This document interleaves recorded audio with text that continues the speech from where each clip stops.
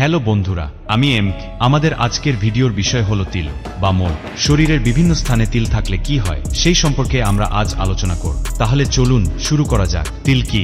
প্রথমে আমরা জানব তিল আসলে কি। তিল হলো ছোট ছোট ত্বকের গঠনতন্ত্র, যা সাধারণত কালো, বাদামি বা লাল রঙের হয়। এগুলো সাধারণত মেলানিন নামক একটি রঞ্জক থেকে তৈরি হয়, যা আমাদের ত্বকের রং নির্ধারণ করে। তিল কয় প্রকার? তিল বিভিন্ন ধরনের হতে পারে। কিছু তিল জন্ম থেকেই থাকে, যেগুলোকে বলে কংজেনিটাল মোল। আবার কিছু তিল সময়ের সাথে সাথে তৈরি হয়, যেগুলোকে বলে অ্যাকোয়ার্ড মোল। শরীরে তিলের অবস্থান। তিলের অবস্থানও অনেক কিছু নির্দেশ করতে পারে। চলুন দেখি শরীরের বিভিন্ন স্থানে তিল থাকলে কি কি হয়। মুখে তিল। মুখে তিল থাকলে অনেকেই বলেন এটি সৌন্দর্যের প্রতীক, কিন্তু এটি কি নির্দেশ করতে পারে? প্রাচীন বিশ্বাস অনুযায়ী মুখে তিল থাকা মানে সেই ব্যক্তি অত্যন্ত আকর্ষণীয় এবং মনের দিক থেকে শক্তিশালী। হাতে তিল। হাতে তিল থাকা মানে আপনি কর্মঠ এবং পরিশ্রমী। আপনি আপনার কাজের প্রতি নিষ্ঠাবান এবং সাফল্যের পথে এগিয়ে চলতে থাকবেন। পায়ে তিল। পায়ে তিল থাকা মানে আপনি অনেক ভ্রমণ করবেন। আপনার জীবনটা হবে রোমাঞ্চকর এবং আপনি নতুন নতুন জায়গা আবিষ্কার করবেন। পিঠে তিল। পিঠে তিল থাকা মানে আপনি ধৈর্যশীল এবং পরিশ্রমী। আপনি যে কোনো কঠিন পরিস্থিতিতেও স্থির থাকতে পারেন।